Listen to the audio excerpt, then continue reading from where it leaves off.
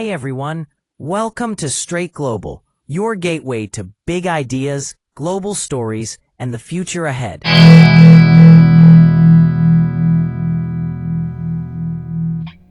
Every country on Earth is buried in debt. The United States has piled up more than $38 trillion. Japan owes over $9 trillion. And globally, the number has exploded past $315 trillion. 3 times more than all the goods and services humanity produces in a year. But here's the uncomfortable question almost nobody asks. If the whole world is in debt, who's everyone actually borrowing from? Because when you follow the trail, the creditors, the institutions, the ownership, you discover something strange. The world isn't indebted to some outside power. It's indebted to itself. And this didn't happen by accident. Over 3 centuries, 4 powerful financiers introduced ideas that changed how nations borrow money, turning debt into something permanent, global, limitless, and nearly impossible to escape.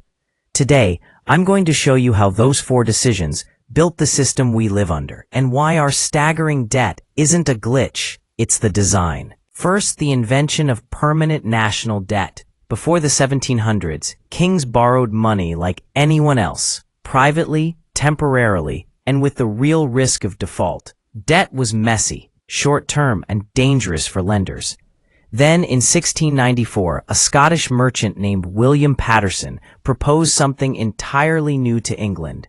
His idea: create a national institution that would lend the government money forever. No repayment of principal, only interest. Endlessly. This became the Bank of England. Here's how it worked. Wealthy merchants deposit gold. The bank lends that gold to the government. The government pays interest using taxes. The loan never ends. The banknotes created from that loan become money itself. This was a breakthrough. For the first time in history, a government could stay in debt permanently, and that debt became the foundation of its currency. Paterson didn't just build a bank. He created the blueprint for the modern world. Government debt becomes money. Money becomes debt, and the cycle never closes. Second, debt goes global. A century later, Europe was drowning in wars, expansion, and growing government budgets. Enter Nathan Rothschild in the early 1800s. He didn't invent government bonds, he industrialized them. Rothschild built a continent-wide financial network. Money could move faster, information traveled quicker, and sovereign bonds became truly global instruments. 2 consequences changed the world. 1. Government debt became international. A British bond could be owned by a Dutch bank, sold to a German investor, and used as collateral in France. 2. Default became nearly impossible. When bonds were scattered across the continent, one government defaulting could crash multiple financial systems. So in practice, governments became trapped. You don't default because the entire network depends on you paying. Even if you have to borrow more to keep paying, Rothschild turned sovereign debt into a global web. And once nations were tied together, none of them could escape without risking total collapse. Third, the birth of infinite debt. Fast forward to the early 1900s. The United States was growing fast, but its banking system was unstable. When a massive financial panic hit in 1907, banks failed across the country. One man stepped in, J.P. Morgan. He personally organized a bailout from his own library, literally locking the biggest bankers in a room until they agreed to rescue the system. But Morgan understood a simple reality. No individual, not even him, could save the system forever. So, in 1910, a secret meeting took place on Jekyll Island, where a small group of bankers and politicians designed what would become the Federal Reserve. The Fed had one power that changed everything. It could create money by buying government bonds. This meant there would always be demand for government debt. The government could borrow endlessly. The money supply would expand whenever the Fed purchased bonds. Debt was no longer limited by how much banks had. It was limited only by how much the government wanted to issue.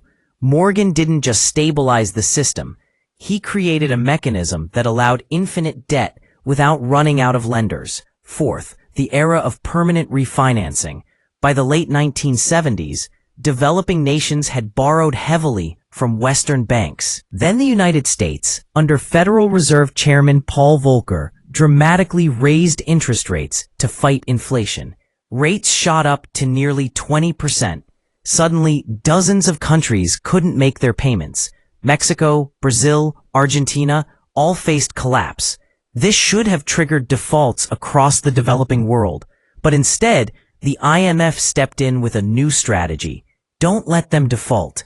Restructure the debt, extend the payments, attach strict conditions. What did that achieve? The original banks still got paid. The countries stayed indebted. Their economic policies became influenced from outside. The debt never went away. It simply transformed. Volcker didn't just raise rates. He permanently rewired global finance. From then on, when countries couldn't pay, the goal wasn't to clear the system. It was to keep them inside it. Fifth, why the world can never pay off its debt. Combine all four ideas, and you get the world we live in today. Patterson made sovereign debt permanent. Rothschild made it global. Morgan made it infinite. Volcker made it unavoidable. Here's why paying off debt is impossible. If the U.S. paid off its $38 trillion, the money supply would collapse. Debt creates money. Paying it off destroys money. The same is true for Europe, Japan, China, everywhere. Debt isn't a mistake. It's the backbone of the financial system. Every bond is someone else's asset. Every interest payment is income for pensions funds and financial institutions. Every deficit creates new money for the economy to run on. If the world tried to eliminate debt, the global economy would fall into immediate depression. So instead, nations refinance. They roll debt over. They issue new bonds to pay old ones. They keep the system alive, and the interest flows upward, year after year, to those who own the bonds. Sixth, the debt machine. Debt was never meant to be temporary. It was engineered, piece by piece, into a system that feeds itself. Patterson set the foundation. Rothschild connected the world. Morgan created infinite liquidity. Volcker locked nations inside. And today, every government on Earth is trapped in that machine.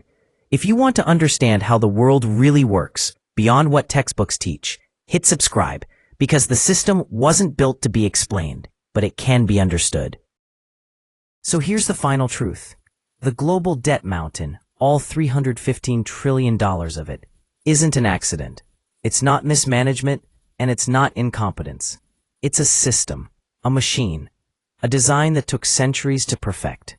A design where government debt becomes money, money becomes more debt, and the cycle never truly ends. A design where default is unthinkable, repayment is impossible, and refinancing becomes the way nations survive. Debt wasn't intended to disappear. It was intended to grow, to feed, to sustain the very structure of modern finance. And while ordinary people see debt as a burden, for the institutions that hold the bonds, collect the interest, and control the flows, debt is wealth. Debt is power.